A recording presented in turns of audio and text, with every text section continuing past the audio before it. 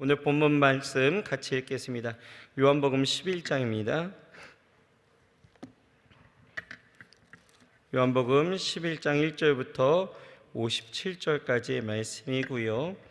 교독하실 때의 마지막 절은 같이 읽도록 하겠습니다. 제가 먼저 읽습니다.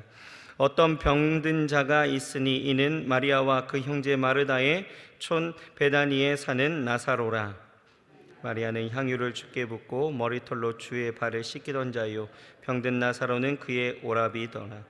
이에 그 누이들이 예수께 사람을 보내어 가로되 주여 보시옵소서, 사랑하는 자가 병들었나이다 하니 예수께서 들으시고 가라사대 이 병은 죽을 병이 아니라 하나님의 영광을 위함이요 하나님의 아들로 이를 인하여 영광을 얻게 하려 함이라 하시더라.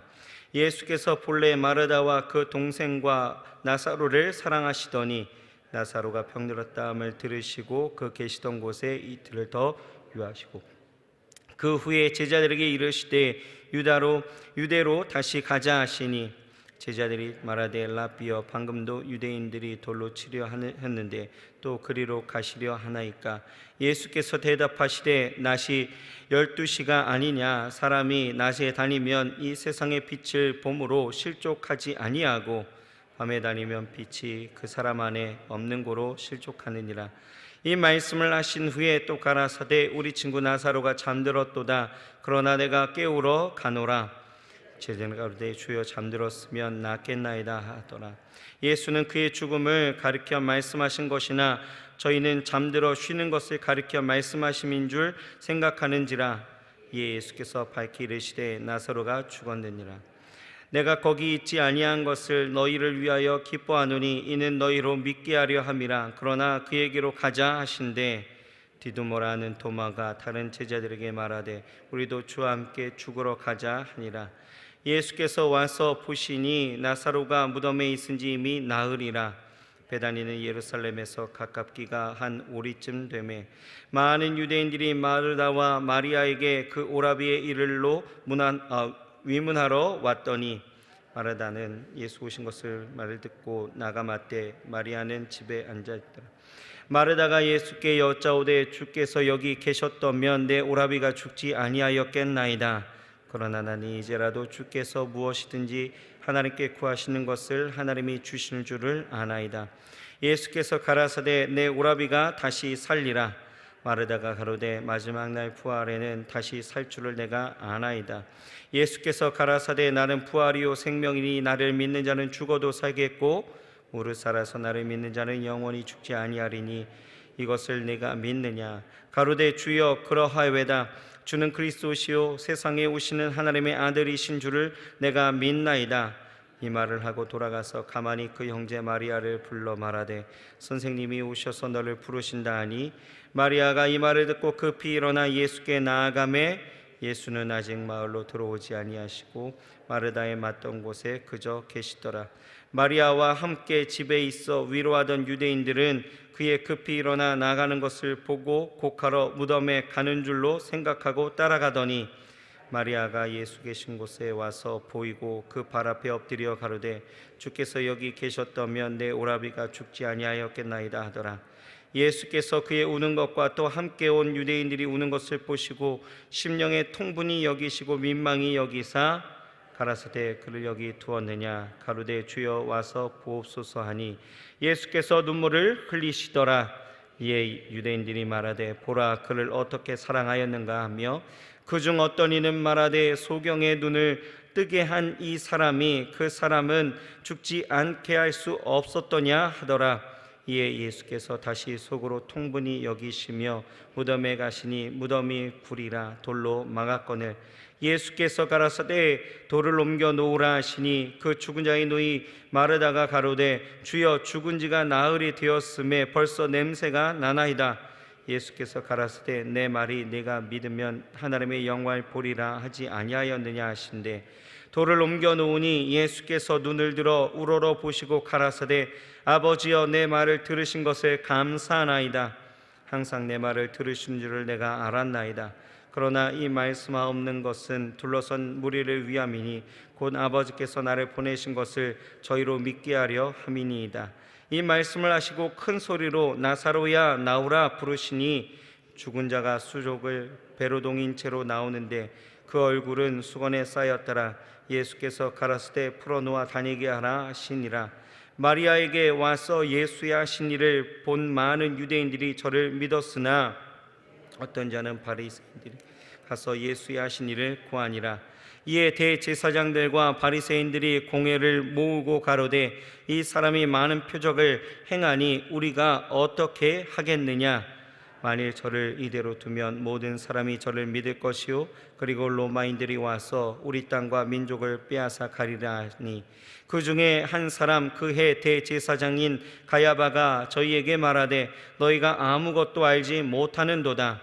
한 사람이 백성을 위하여 죽어서는 민족이 망하지 않게 되는 것이 너희에게 유익한 줄을 생각지 아니하였는도다 하였으니 이 말은 스스로 함이 아니요 그 해 대제사장이므로 예수께서 그 민족을 위하시고 또 그 민족만 위할 뿐 아니라 흩어진 하나님의 자녀를 모아 하나가 되게 하기 위하여 죽으실 것을 미리 말함이로라. 이날부터는 저희가 예수를 죽이려고 모의하니라. 그러므로 예수께서 다시 유대인 가운데 드러나게 다니지 아니하시고 여기를 떠나 빈들 가까운 곳인 에브라임이라는 동네에 가서 제자들과 함께 거기 유하시니라. 유대인의 유월절이 가까움에 많은 사람이 자기를 성결케 하기 위하여 유월절 전에 시골서 예루살렘으로 올라갔더니 저희가 예수를 찾으며 성전에 서서 서로 말하되 너희 생각에는 어떠하뇨? 저가 명절에 오지 아니하겠느냐 하니 이는 대제사장들과 바리새인들이 누구든지 예수 있는 곳을 알거든 구하여 잡게 하라 명령하였음이러라. 아멘. 오늘 효화행복 교제를 같이 보시겠습니다. 오늘 제목은 조건 없는 사랑, 능력 있는 사랑입니다. 5절이 요절 말씀인데요. 같이 읽겠습니다. 예수께서 본래 마르다와 그 동생과 나사로를 사랑하시더니. 자, 밑에 내용을 같이 읽습니다. 삼풍백화점이 무너졌을 때 어린아이를 품에 꼭 안고 죽은 젊은 여인의 시체가 발견되었다. 그 여인이 위험 속에서 자신의 목숨을 아끼지 않고 아기를 살린 이유는 무엇인가? 아기가 평소에 엄마 말을 잘 들었기 때문일까? 그 이유는 단 하나, 아이를 향한 엄마의 조건 없는 사랑 때문이다. 본문은 예수님의 조건 없는 사랑, 능력 있는 사랑을 기록하고 있다. 베다니에 사는 나사로가 병들었다. 그때 마르다와 마리아는 그동안 예수님의 말씀을 잘 들었으니 헌금을 많이 했으니 대접을 잘 해드렸으니 오셔서 고쳐달라고 하지 않았다. 사랑하는 자가 병들었으니 오셔서 고쳐달라고 청했다. 예수님은 하나님의 영광을 위하여 이틀 더 유하신다. 죽은 나사로를 살리실 때가 되자 예수님은 유대로 다시 가자 하신다. 예수님을 죽이려고 혈안이 되어 있는 곳에 위협을 무릅쓰고 가시려는 이유는 나사로에 대한 사랑 때문이다. 자신의 목숨보다 사랑하는 사람을 살리는 것이 예수님께는 더 우선되었다. 우리가 살 수 있는 것, 기도할 수 있는 것, 죄 지었을 때에도 또다시 하나님께 나아갈 수 있는 것, 치료받을 수 있는 것은 내 공로가 아니다. 오직 예수님의 사랑 때문이다. 예수님이 나사로의 집에 오셨을 때 이미 나사로는 죽어 장사한 지 나흘이나 되었다. 유족들은 슬픔과 좌절에 빠져 있었다. 그러나 예수님은 나사로야 나오라는 한마디로 죽은 지 나흘이나 되어 냄새나는 나사로를 살리셨다. 예수님의 사랑은 조건 없는 사랑일 뿐 아니라 능력 있는 사랑이시다. 이 사랑에 있기에 우리는 어떤 문제에도 절망하지 않는다. 희망이 있다. 하나님이 나를 사랑하신다라는 사실이 우리 모든 삶의 소망의 근거가 된다. 우리가 아직 죄인 되었을 때에 그리스도께서 우리를 위하여 죽으심으로 하나님께서 우리에 대한 자기의 사랑을 확증하셨느니라.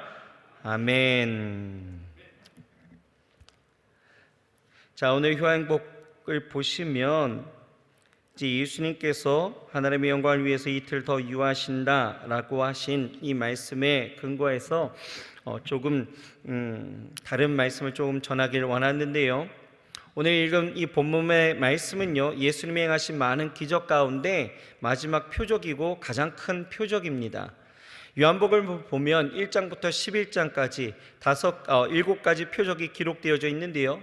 첫 번째는 가나의 혼인잔치에서 물을 포도주로 변화시키시죠. 두 번째는 병들어 죽어가는 신하의 아들을 고치십니다. 그리고 세 번째는 38년 된 병자의 병을 고치시고요. 네 번째는 떡 5개와 물고기 2마리로 5,000명을 먹이십니다. 다섯 번째는 폭풍이 몰아치는 물 위를 걸으시고, 여섯 번째는 태어날 때부터 소경이었던 자를 고치십니다.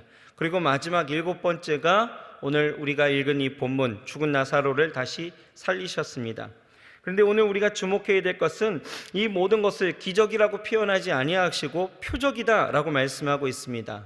사실 성경에서 보면 기적이라는 표현은 신구약 합쳐서 3번밖에 나타나지 않아요. 대부분의 하나님의 역사는 59번이나 이 표적으로 말씀하시는데 왜 그렇습니까? 왜요? 이것이 사람의 눈으로 볼 때는 기적일 수 있죠. 하지만 하나님의 눈으로 볼 때는 이것은 기적이 아니다라는 것입니다. 그래서 요한복음에서는 이 기적이라는 단어보다 이 표적이라는 단어를 사용하고 있는 것입니다. 하나님은 이 기적을 행하시는 이유가 하나님의 능력을 과시하고 뽐내기 위해서가 아니라 기적을 행하실 때마다 특별한 목적을 갖고 있었다라는 것을 우리에게 말씀하시는 거죠. 그렇다면 이 표적을 행하셨을 때 그 목적은 무엇이었습니까? 이 요한복음 2장 11절을 보게 되어지면 이렇게 나타나 있습니다. 예수께서 이 첫 표적을 갈릴리 가나에서 행하여 그의 영광을 나타내심에 제자들이 그를 믿으니라 라고 말씀하고 있죠. 즉 표적을 행하시는 목적은 바로 제자들이 예수님을 하나님의 아들로 믿게 하기 위해서였다라는 것이죠. 그리고 오늘 보고 있는 이 사건에서도 요한복음 11장 15절을 보게 되어지면 내가 거기 있지 아니한 것을 너희를 위하여 기뻐하노니 이는 너희로 믿게 하려 함이라 라고 말씀하고 있습니다. 예수님은 나사로가 죽게 된 것을 기뻐하신다라고 말씀하셔요. 왜냐하면 죽은 나사로를 살리는 그 표적을 통해서 제자들이 더 큰 믿음을 갖게 되기를 원하셨다라는 것입니다. 그래서 여러 표적들을 행하신 이 목적과 요한복음이 쓰여진 이 목적이 동일하다는 것을 발견할 수 있는데요, 요한복음 전체를 기록한 목적이 요한복음 20장 31절에 나타나 있는데 이렇게 나타나 있습니다. 오직 이것을 기록함은 너희로 예수께서 하나님의 아들 그리스도이심을 믿게 하려 함이요 또 너희로 믿고 그의 이름을 힘입어 생명을 얻게 하려 함이다 라고 말씀하고 있는 거예요. 우리에게 표적을 주신 이유는 다른 것이 없습니다. 바로 믿게 하려 합니다 라는 것입니다. 그런데 예수님이 썩어서 냄새나던 이 죽은 나사로를 살리자 그 사건을 지켜본 사람들의 반응들은 조금 달랐다라는 거예요. 사람들은 크게 2가지로 반응을 보이는데요, 첫 번째는 이 유대인들입니다. 유대인들은요, 마리아에게 와서 예수께서 하신 일을 본 많은 유대인들이 저를 믿었으나 라고 말씀하고 있어요. 즉 표적을 행하신 대로 그 목적대로 유대인들은 예수 그리스도를 하나님의 아들로 믿었다라는 거예요. 그런데 두 번째 반응은 조금 다릅니다. 종교 지도자들의 반응인 거예요. 이 표적을 본 이 사람들 중에 이 몇 사람이 이 소식을 종교 지도자에게 이야기하게 되어지죠. 요한복음 11장 47절에 보면 이에 대제사장들과 바리새인들이 공회를 모으고 가로되 이 사람이 많은 표적을 행하니 우리가 어떻게 하겠느냐라고 기록되어져 있습니다. 우리가 어떻게 하겠느냐, 이 질문에 어떻게 대답해야 정답일까요? 당연히 부활하시고 또한 생명이신 예수님을 나의 주님으로 내가 믿겠습니다, 예수님을 내 인생의 목적으로 삼겠습니다, 이렇게 대답해야 마땅한 것이 아니겠습니까? 그런데 그들이 모여서 열심히 토론하고 내린 결론은 너무나 어처구니가 없는 거예요. 53절에 보면 뭐라고 나와 있습니까? 이날부터는 저희가 예수를 죽이려 모의하니라, 다른 반응이 나타났다라는 거예요. 예수님을 주님으로 영접하기는커녕에 생명의 주님을 죽이기로 결론을 내렸다라는 것입니다. 그리고 57절에 보면 모든 백성들에게 예수님을 발견하면 신고하라, 이렇게 이야기하는 거예요. 그렇다면 당시 성전에서 하나님께 날마다 제사를 드리고 또 성경을 연구하고 가르쳤던 이 종교 지도자들이 왜 예수님을 믿기는커녕 왜 이렇게 어려운 길을 선택하게 되어졌을까? 왜 그렇습니까? 그 이유를 48절에 나타나고 있죠. 만일 저를 이대로 두면 모든 사람이 저를 믿을 것이요 그리고 로마인들이 와서 우리 땅과 민족을 빼앗아가리라 하니 라고 나타나 있습니다. 즉 예수님을 하나님의 아들로 믿게 되어지면 이 땅을 잃어버리고 빼앗기게 될 것이다 라고 이야기하는 거예요. 이 말을 겉으로 보면 어떤 종교 지도자들이 마치 나라를 생각하고 민족을 걱정하는 그런 애국자처럼 보이지요. 그러나 그들이 정말 걱정한 것은 나라와 민족은 아니었다라는 것입니다. 왜요? 이미 이때는 이스라엘의 로마의 지배 아래 있었다라는 것이죠. 다만 로마가 종교 지도자들의 약간의 치리권을 이렇게 부여해 주었던데, 무슨 말이냐면 그들이 이제 로마가 준 이 작은 권력을 이용해서 정말 나라와 민족을 위해서 자신의 삶을 이기적인 어떤 욕심으로 채워갔다라는 것입니다. 그런데 혹시라도 예수님이 이 땅 가운데 오셨고 정말 메시아로서 이 땅을 다스리는 유대인의 왕으로 등극하게 되어지면 자신들이 갖고 있었던 모든 기득권들을 다 잃어버리게 되어지기 때문에 걱정에 사로잡힐 수밖에 없었다라는 것입니다. 그래서 그들은 예수님이 죽은 나사로를 살리신 놀라운 기적을, 이 표적을 사실로 인정하고도 예수님을 믿기는커녕 예수님을 오히려 죽일 음모로 꾸미고 체포 명령까지 내렸다라는 것입니다. 여러분, 예수님이 하나님의 아들이심을 믿을 만한 충분한 증거가 있음에도 불구하고 그들은 결국 이 땅에 사라지고 없어질 것들을 바라면서 그것을 버릴 수가 없었기 때문에 오히려 생명의, 영원한 생명의 주님을 포기하고 되었다라는 것입니다. 반면 여러분, 제자들 또는 이 베드로를 한번 보십시오.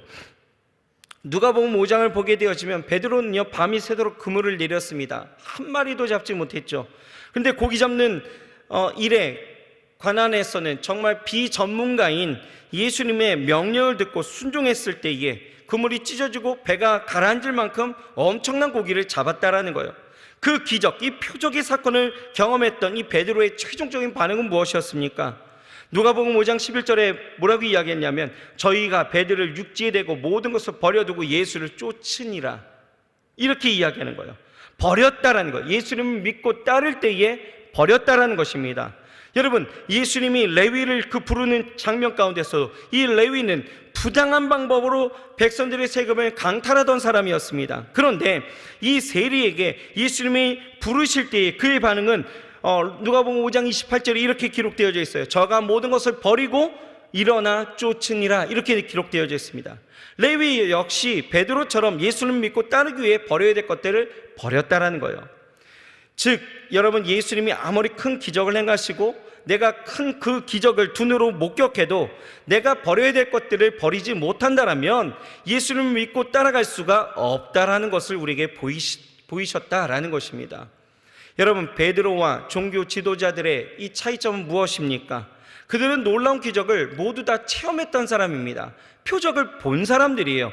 그러나 베드로는 버려야 될 것들을 버렸고 종교 지도자들은 버리지 못했다라는 것이 차이죠. 여러분, 우리가 예수를 믿고 따르기 위해서 우리는 도대체 무엇을 버려야 될까요? 여러분들도 하나님의 우리에게 삶 가운데 보이신 여러 가지 표적을 분명히 보셨을 거예요. 보셨습니까? 그 삶 가운데 그 표적을 보았기 때문에 아마 이 자리에 앉아 계실 것 같습니다. 여러분, 우리가 그 표적을 보았다면 우리의 삶 가운데서 우리는 도대체 무엇을 버려야 될까? 그것은 바로 예수님보다 더 귀하게 생각하는 것, 즉 예수님보다 더 가치 있게 생각하는 것을 우리는 버려야 될 줄 믿습니다. 다른 말로 하면 예수님을 다른 그 무엇보다도 가장 사랑할 수 있어야 된다라는 거예요. 대제사장들은 예수님보다 그들의 소유한 명예와 권력, 어떤 돈을 더 사랑했죠. 마태복음 10장 37절을 보면 아비나 어미를 나보다 더 사랑하는 자는 내게 합당치 아니하고 아들이나 딸을 나보다 더 사랑하는 자도 내게 합당치 아니하니라 라고 말씀하고 있습니다. 이 세상에서 우리에게 가장 귀하다라고 생각하는 것은 바로 어쩌면 가족일 수 있습니다. 그런데 예수님은 나보다 가족을 더 사랑하는 사람은 나의 참 제자가 될 수 없다라고 말씀하시죠. 이 말씀은 여러분 가족을 다 미워하라, 다 버려라, 이런 말씀인가요? 아닙니다. 가족을 진정으로 사랑하는 길은 오직 예수님을 나의 삶의 우선순위로, 최우선순위로 둘 때만 가능하다, 이 말씀인 거예요. 이런 삶을 살아갈 때 주님이 약속하신 말씀이 있습니다. 마태복음 19장 29절에 보면 또 내 이름을 위하여 집이나 형제나 자매나 부모나 자식이나 전토를 벌인 자마다 여러 배를 받고 또 영생을 상속하리라 라고 말씀하고 있는 거예요. 즉 예수님을 우리 인생의 최우선순위로 두게 되어질 때에 다른 모든 것을 다 잃어버리는 것이 아니라 오히려 모든 것을 다 얻게 되어진다라고 말씀하고 있는 것입니다. 여러분, 오늘 이 시간 이 말씀을 통해서 우리가 깨달아야 되는 것들이 무엇입니까? 여러분, 우리는 어떤 반응으로 살아가야 되겠습니까? 하나님은 날마다 우리에게 일용할 양식을 주시고 우리의 삶을 채우시며 우리의 삶을 깨닫게 하기 위하여서 날마다 표적을 보여주십니다. 그 표적을 보이실 때에 나의 삶의 반응은 무엇입니까? 베드로처럼, 레위처럼, 제자들처럼 버리고 주를 따르시겠습니까? 아니면 이 종교 지도자들처럼 정말 예수를 죽을 그 모의로 다른 생각 가운데 다른 것을 구하며 다른 은혜 생각하며 살아가시겠습니까? 오늘 그 선택은 저와 여러분들에게 놓여져 있는 것입니다. 바라기는 주를 따르시기 바랍니다. 주를 최우선순위로 생각하며 세상의 모든 것들을 다 버리시며 나아가시길 주의 이름으로 축원합니다. 내가 주를 위하여 나아갈 때에 하나님이 우리의 삶 가운데 가장 좋은 것으로 채우시고 역사하시고 함께 하실 줄 믿습니다. 우리 안에 행하시는 그 놀라우신 은혜를 오늘도 그렇게 경험하면서 살아갈 수 있는 저와 여러분들이 되어야 될 줄 믿습니다. 기도하시겠습니다. 하나님 감사합니다. 오늘 우리에게 주신 이 말씀을 기억하게 하시옵소서. 아버지 하나님의 사랑하는 이 나사로, 정말 조건 없는 사랑 가운데 나아가시는 그 예수님의 그 모습들, 하지만 이 모든 표적들은 아버지 하나님의 제자들의 믿음을 위하여 보이신 표적인 줄 믿습니다.